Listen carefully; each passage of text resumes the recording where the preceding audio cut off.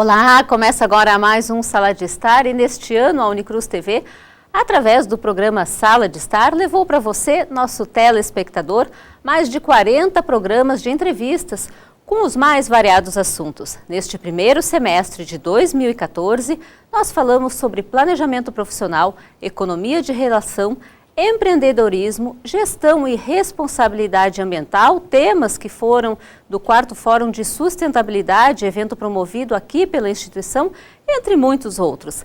A retrospectiva 2014 que preparamos para vocês será dividida em 3 programas, com os melhores momentos de cada entrevista. Então fique ligado, que é em instantes. Escuta, Paula. Oi. Vou ter que cancelar a viagem no fim de semana. Ah, sério? Sério. Fui escalada para um acidente de trabalho na sexta-feira à tarde. Vou perder a mão. Mas assim, de repente? De repente não. Tem dias que isso tá para acontecer. Programa Trabalho Seguro. A prevenção é o melhor caminho.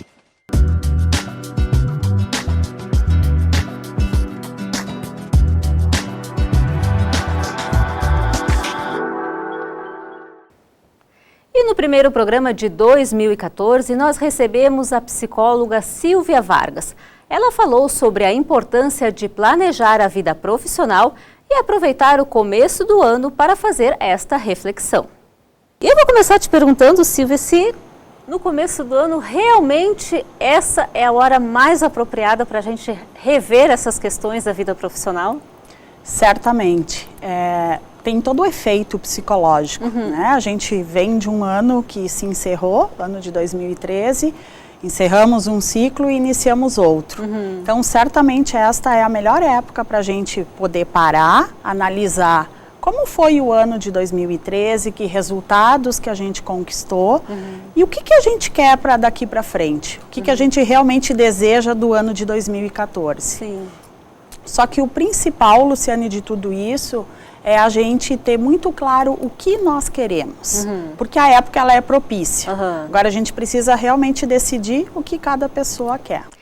E se no ano passado você não fez uma avaliação da sua vida profissional, pode estar aproveitando as dicas da psicóloga para fazer uma reflexão. Ainda dá tempo. Eu costumo dizer que o planejamento ele tem 5 etapas. A primeira etapa, então, seria a gente poder pensar o que realmente a gente quer.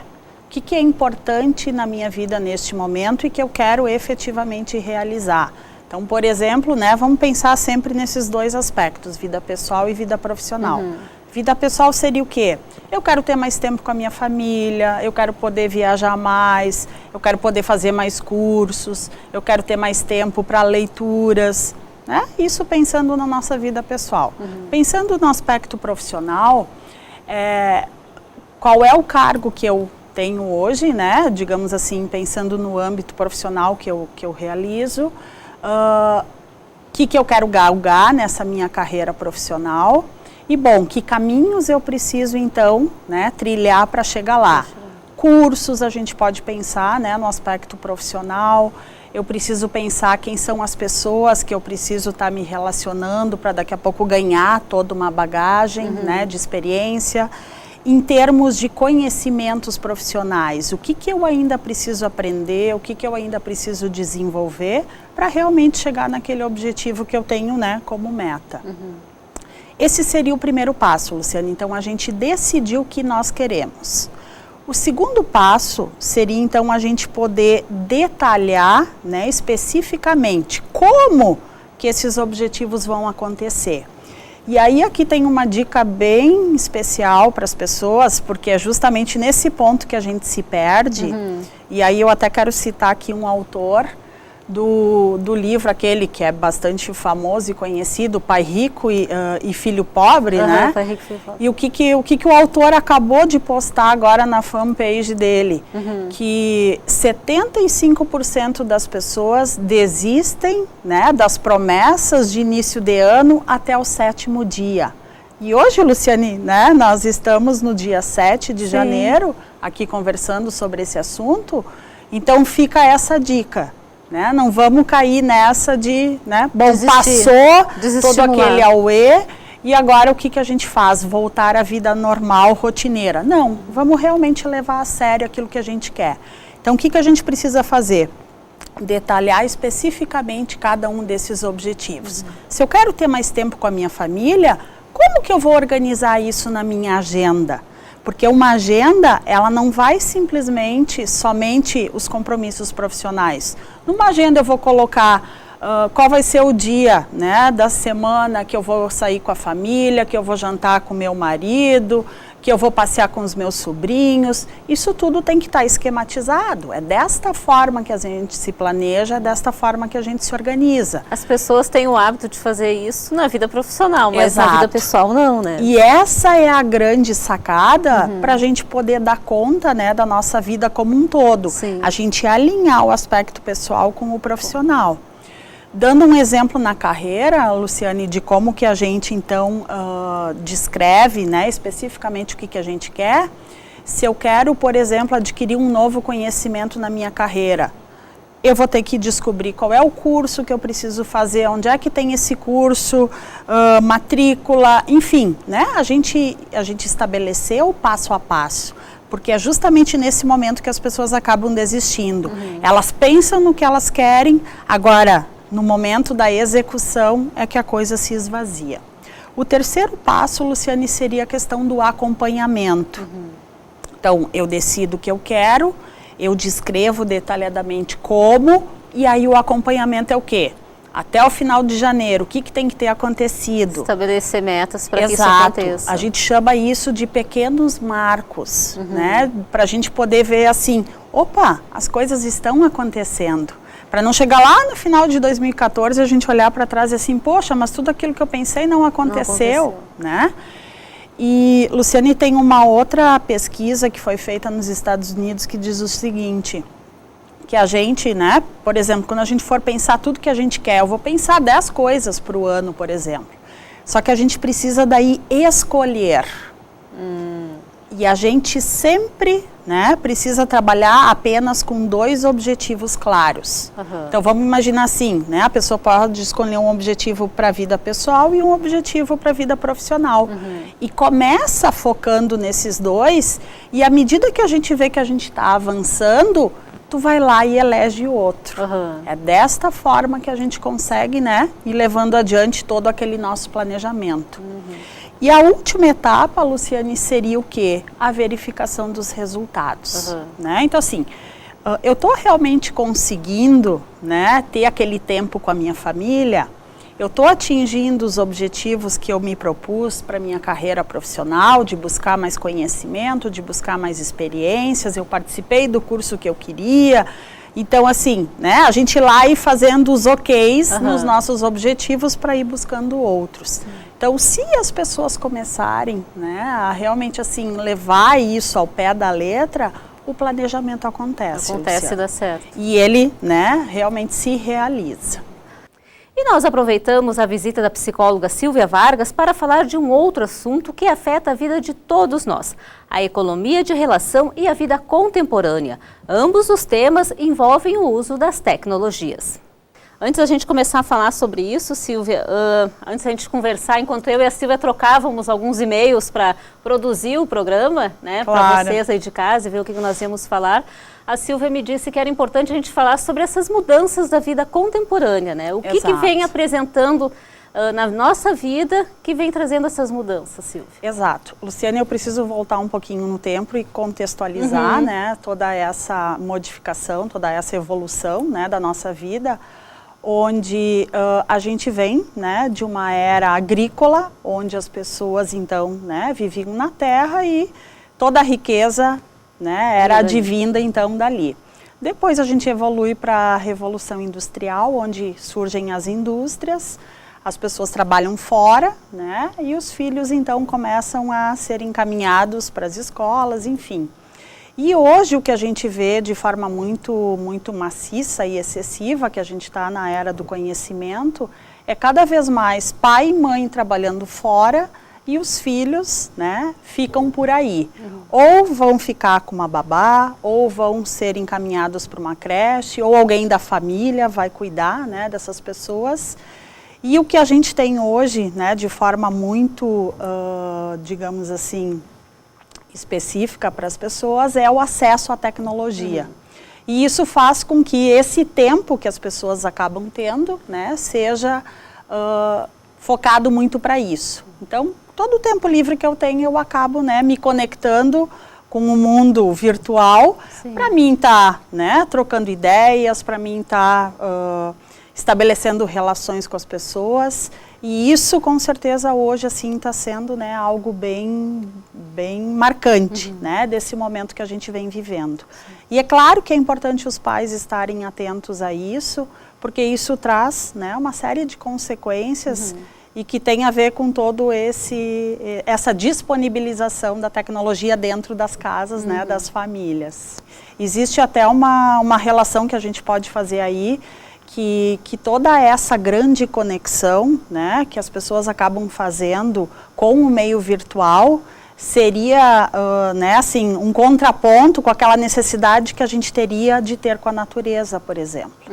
Né? Ao invés de eu ter contato com a natureza, de eu ter tempo para refletir, de eu ter tempo para contemplar, meu tempo está sendo utilizado ali, né?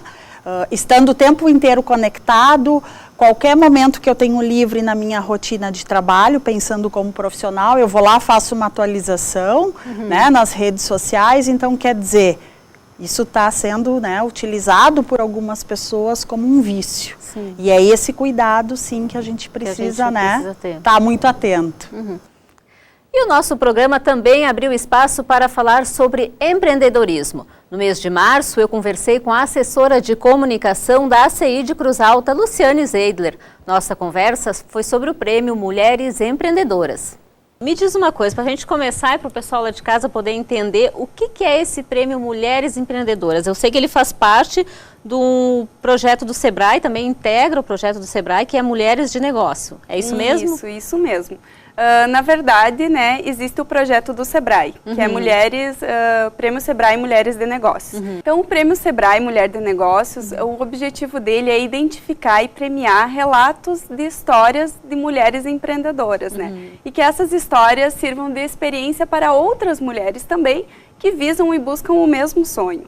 Então, ele é premiado a nível estadual, que é feita uma avaliação, que o Sebrae faz essa avaliação. São vários relatos de história. O que elas vão contar nessa história? Enfim, como tudo começou, como uma redação mesmo, que tu faz a introdução, como tudo começou na tua vida, qual que foi o andamento e aonde você chegou, aonde você está hoje, quais são os frutos que você colheu de toda essa jornada da sua empresa. Sim. E é isso que é avaliado pelo Sebrae. Mas não necessariamente é a história mais sofrida, né? Sim, a gente conversava isso antes de começar a gravar, né? Porque não é a mais sofrida que vai ganhar, né? Não, bem pelo contrário. É a história que tem mais iniciativa, que tem perseverança, persistência, que tem inovação, que teve uma ideia, né, diferenciada de outras, que fez diferente. Pois é, bem legal ver as empresárias de Cruz Alta participando de iniciativas tão bacanas como esta. E a sustentabilidade e a gestão ambiental são assuntos de extrema relevância e que cada vez mais ganham reflexões perante a nossa sociedade. A Universidade de Cruz Alta, como geradora de conhecimento, não poderia deixar de debater assuntos que envolvam esta temática. O 4º Fórum de Sustentabilidade, promovido aqui pela instituição, foi direcionado para abordar questões de meio ambiente. Estamos na 4ª edição do evento, né? As outras edições todas foram um sucesso. Quais são as temáticas que vão ser trazidas para este ano? Este ano, o 4º Fórum de Sustentabilidade, ele traz como temática geral do evento a gestão ambiental e responsabilidade social. Esta é a temática que vai ser abordada nos dias do evento. Como é que se deu a escolha dessa temática? Porque normalmente todo o fórum está ligado a questões ambientais, né? Os outros passados também. Mas como é que foi o processo de escolher esses temas esse ano?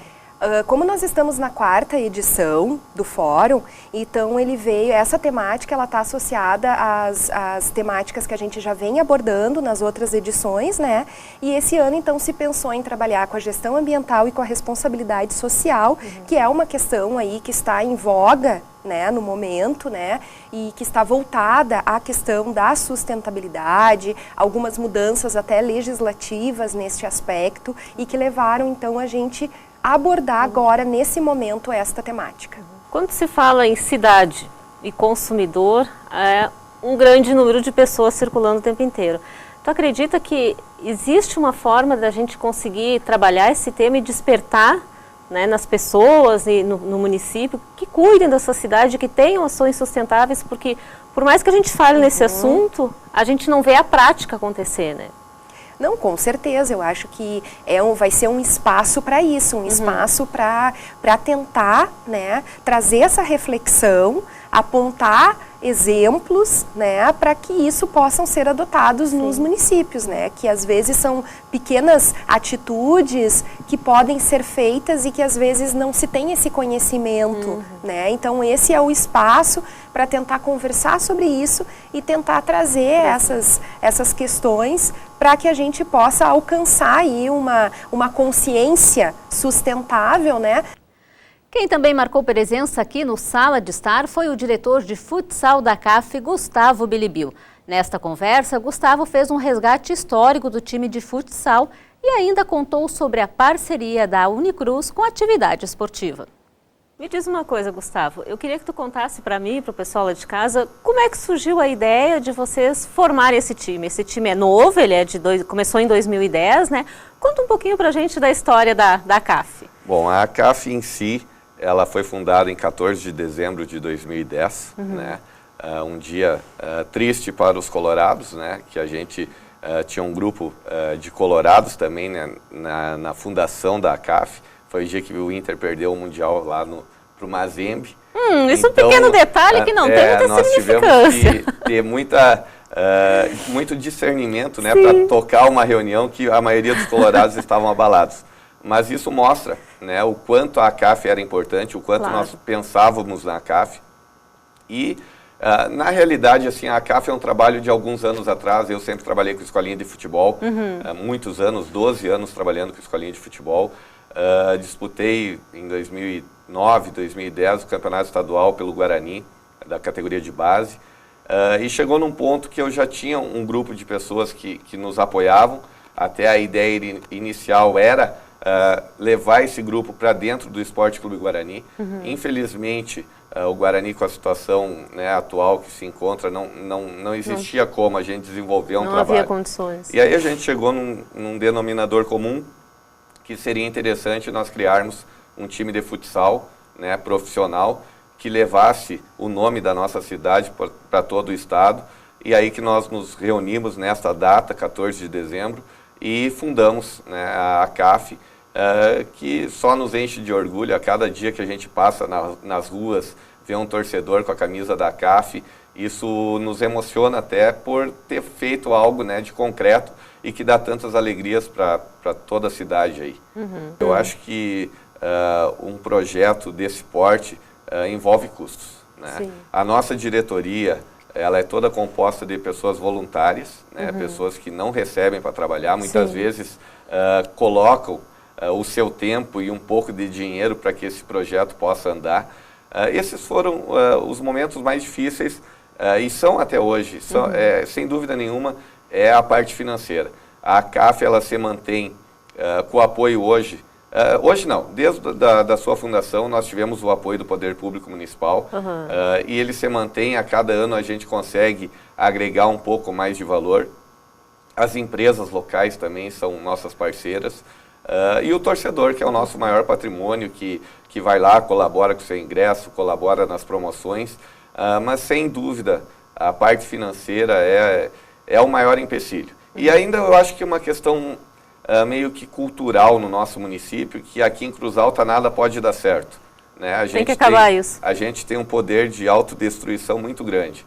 E a gente vem tentando mudar isso no dia a dia, porque eu acho que Cruz Alta tem potencial, tem condições sim, basta nós acreditarmos no que as pessoas estão fazendo. A partir de agora, a universidade também começa a entrar em quadro com vocês, né? Conta um pouquinho dessa história, né? Dessa novidade para o pessoal lá de casa, dessa nova parceria aqui com a Unicruz. Eu acho que a Unicruz, nós desde a nossa fundação, nós comentávamos. O primeiro ano até a gente não visualizava agregar, né, um nome à equipe, alguma coisa assim. Mas a Unicruz sempre teve assim, ó, no caminho da CAF, sempre foi nossa parceira, cedendo espaço, cedendo alguns profissionais, alguns acadêmicos, para trabalhar conosco na CAF. E esse ano, agora, o contato que nós tivemos, a universidade viu na CAF também um potencial, né, de marketing, de imagem, de enxergarem aí toda essa questão que nós vínhamos falando de um projeto vencedor, aliar sua marca a um projeto vencedor. E para nós é motivo de orgulho também termos a universidade. Eu ainda penso que para o futuro a gente pode pensar em algo maior, né? Quem sabe aí a CAF Unicruz para o estado todo, como tinha as equipes de futsal há alguns anos atrás. Mas sem dúvida foi o primeiro passo, um passo importante. Para nós, a CAF é muito importante esse apoio da universidade, que vai abrir portas com certeza. Para a universidade também. Eu digo assim, ó, hoje em Cruz Alta não existe nada que apareça mais do que a CAF, principalmente no cenário esportivo. Sim. Então, todo empresário que tem uma visão, né, que entende de marketing, a CAF é o produto para que ele possa aparecer. Bom, e este nosso primeiro programa com alguns dos melhores momentos das entrevistas do primeiro semestre de 2014 chegou ao fim. Na próxima semana tem mais retrospectiva para vocês acompanharem. Eu espero vocês. Até lá!